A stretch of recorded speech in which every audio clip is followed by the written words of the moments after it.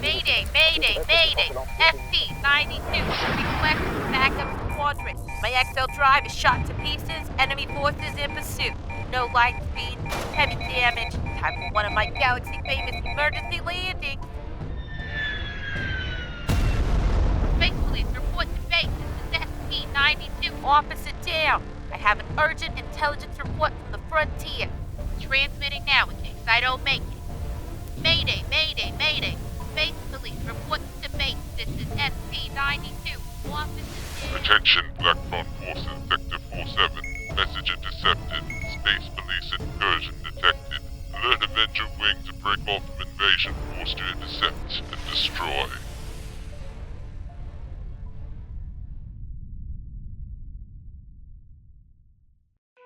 In the early years of space exploration, the colorful classic space astronauts explored outer space in the name of the Federation. From Earth's moon to the vast distance between galaxies, their bright uniforms and ever-present smiles made charting the final frontier of space quaint and colorful.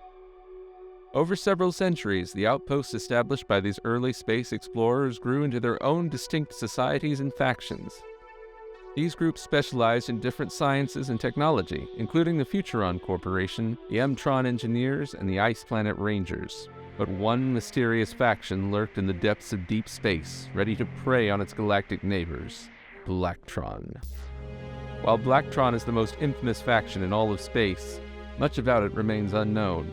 In this intelligence report, we'll summarize what information we do have and find out what we really know about Blacktron. Their home system is located in one of the furthest galactic regions. Little is known of the planet Blacktron itself. While the name conjures up images of anonymous, identical armored space soldiers, the inhabitants of Blacktron are neither robots nor clones. One of the more endearing facts about their homeworld is that the inhabitants of Blacktron have domesticated the native waffle-trunk animal as pets for their children. While Blacktron astronauts have become notorious throughout the galaxy as space crooks, spies, and bounty hunters, internally all members of Blacktron are considered employees. This is because Blacktron society is dominated by the ultimate tech giant, the Blacktron conglomerate. This galaxy-spanning corporation has a presence in everything from communications to transportation. And for its customers with a taste for galactic domination, Blacktron offers the services of its Shadow Centurion mercenary group. The conglomerate presents itself as the most powerful faction in the universe, and one that knows how to keep the peace in their territory. While their products are widely coveted and their commitment to space exploration is impressive, Blacktron takes the phrases corporate raiding and corporate espionage to a galactic level. They covet advanced technology and will use any means necessary to sell it to the highest bidder. They have advanced in ways that set them apart from their adversaries, true, but this advancement is built on stolen secrets and sabotage from expert Blacktron agents. The biggest advancement in early Blacktron engineering was a unique, sinister automaton known as the Evil Mech. It was personally programmed by the top Blacktron cyber slicer of the day. The mech's antimatter microcircuits were etched in the heart of a black hole. It was able to slip through force fields and scanner nets undetected thanks to a cutting-edge nanocoating. If this tech had been widely available at the time, the Blacktron forces would have been unstoppable, but its costly, one-of-a-kind design resisted all attempts at mass production for generations. The Evil Mech recruited a troop of robots and cut a swath of destruction across several planets before being stopped by Galaxy Squad pilot Billy Starbeam. Aside from this event, the earliest Blacktron encounters with the Federation were less openly hostile. Their mysterious ships emerged from dark, deep space on what was ostensibly a mission of exploration. Their black and yellow ships evoked the threatening coloration of Terran wasps, and their mysterious appearances brought to mind the dragons of legend. The Blacktron vessels could be found shadowing Federation ships if their missions caught their interests.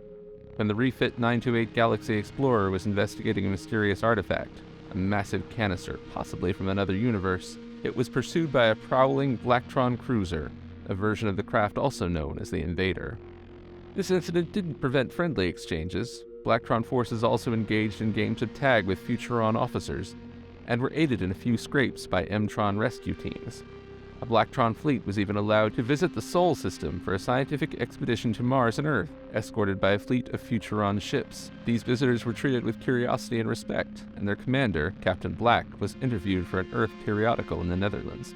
Captain Black was evasive when asked if his crew had encountered any of the legendary native Martians last seen on the Red Planet around the turn of the 20th century. A recent space police patrol on Mars recorded the remains of a Blacktron astronaut, suggesting that later Blacktron expeditions may have come into conflict with the mysterious Martians. While the Blacktron fleet was certainly alien to Earth, the Blacktron people appear to be almost entirely human, which has led to much speculation about their origin.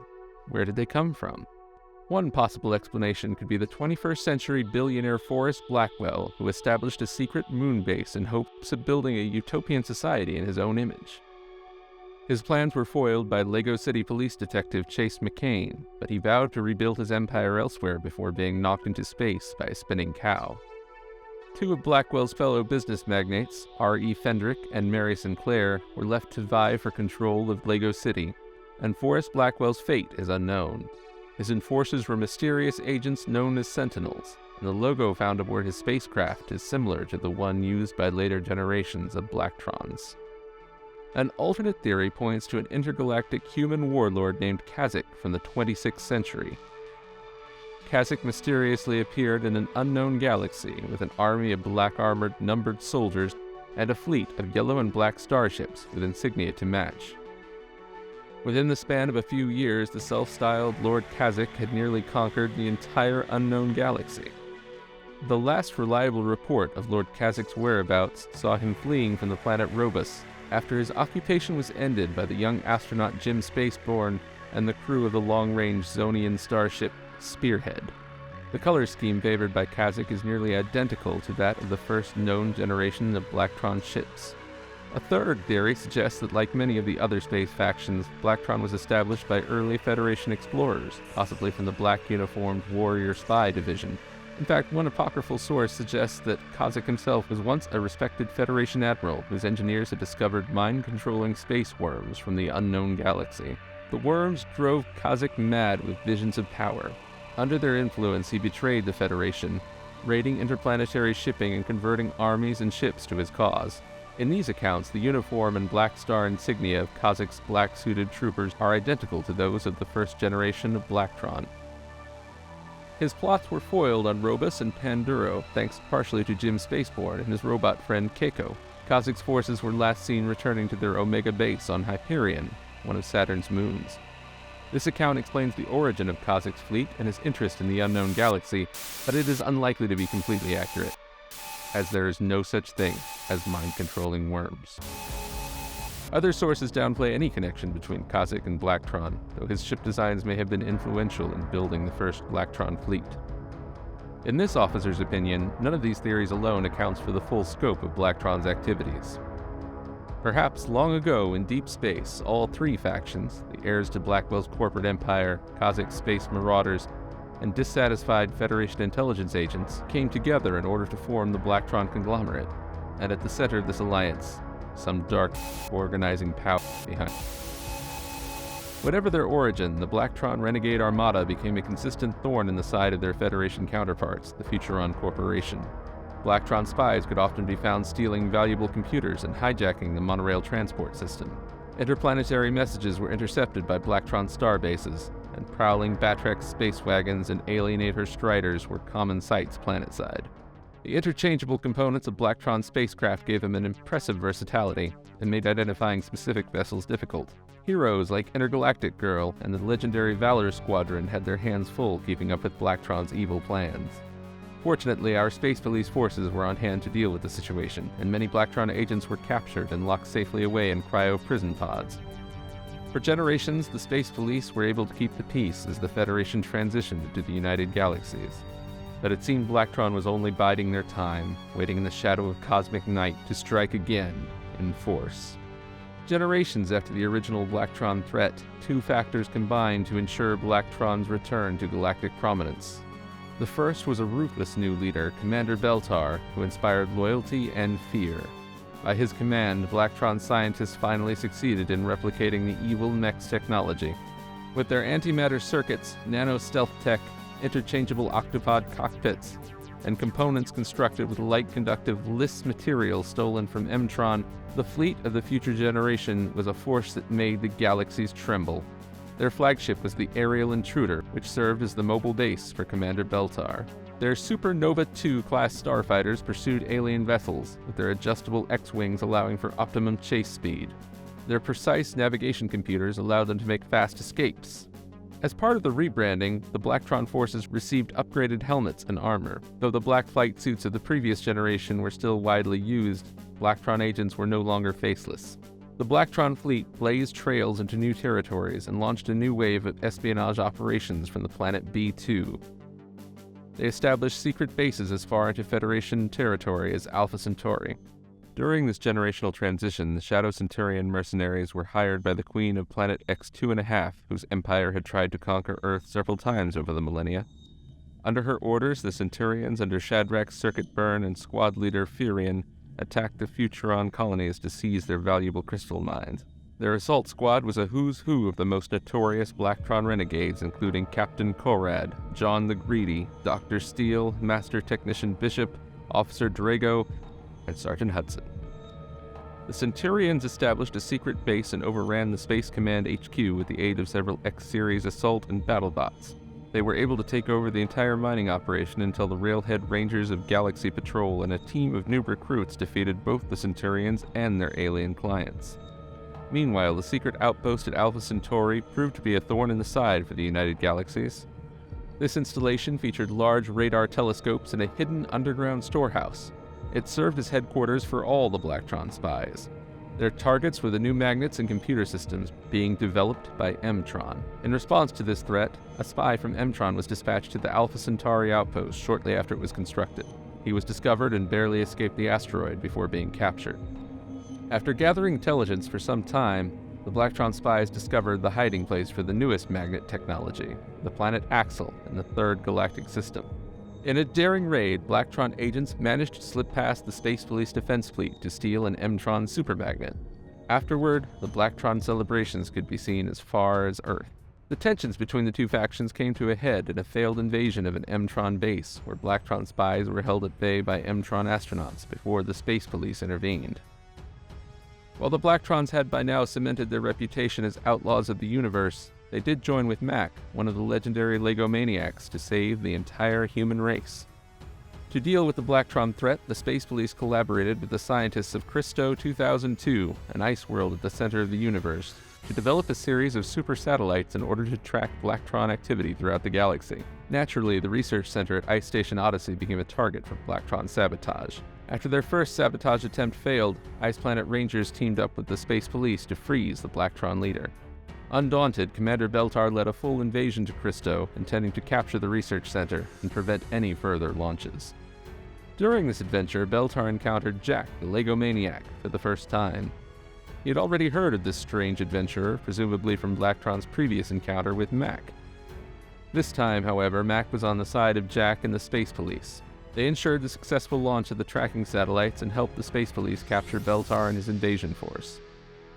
The Space Police vessel Rebel Hunter nearly lost several Blacktron spies after an emergency landing afterward, but succeeded in bringing most of them to justice. Without their ruthless leader, Blacktron's notoriety began to wane. The conglomerate was notorious for its unpredictability, so no one expected them to join their fellow adversaries in the United Galaxies, even for a short time.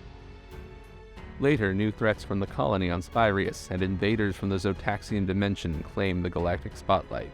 The Blacktron conglomerate was probably only too happy to slip back into obscurity. Before long, while surplus first-generation Blacktron vessels could still be seen in the space lanes, the once infamous insignia of Blacktron produces only a vague sense of familiarity, even in veteran Space Police officers. But recent intelligence suggests that the long shadow of Blacktron still falls across the galaxy. We have seen this same insignia worn as a badge of honor on notorious criminals like Wrench of Galaxy City's Black Hole Gang and the nameless space villain. This sinister cyborg has caused trouble all over the cosmos and has the scars to show it. He lost his arm in a black hole, his eye in a warship chase over Spyrius 4, and his leg in the mines of the insectoid hive fleets. The Zotaxian insectoids have proved to be of interest to Blacktron. The two factions have in common an appreciation for galactic conquest and insect-inspired vehicle designs. After their failed invasion, at least one former insectoid was recruited into the conglomerate, Professor Locust Webb, the former commander of Arachnid Base. Their arrangement allowed Locust to remain loyal to what was left of the Zotaxian Empire. In return, the insectoid became a dedicated Blacktron manager who made conquering the galaxy his #1 action item. His introduction of the no holidays, no lunch breaks, no mercy policy is a bad sign for the United Galaxies. With Blacktron backing the criminal underworld, recruiting new commanders, and dominating the communications market with their E-Blacktron X devices, the threat they pose has never been greater. Fortunately, the Blacktron forces has one key weakness, which is why it is vital for this report to reach the Galactic Council. Recommend all spaceports. Transmission terminated. The Blacktron forces will be victorious. I see a red door and I want to build it black. A yellow 2x4, I'd rather it were black.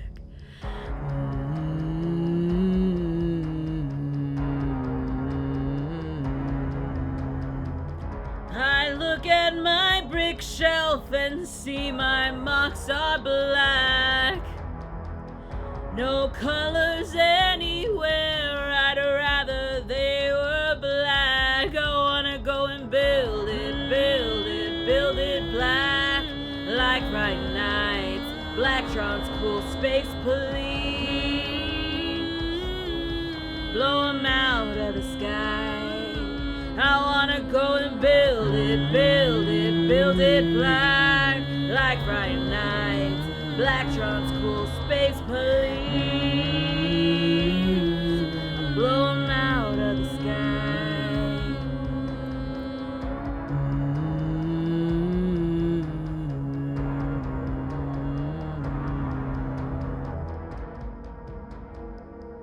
No colors anywhere, I'd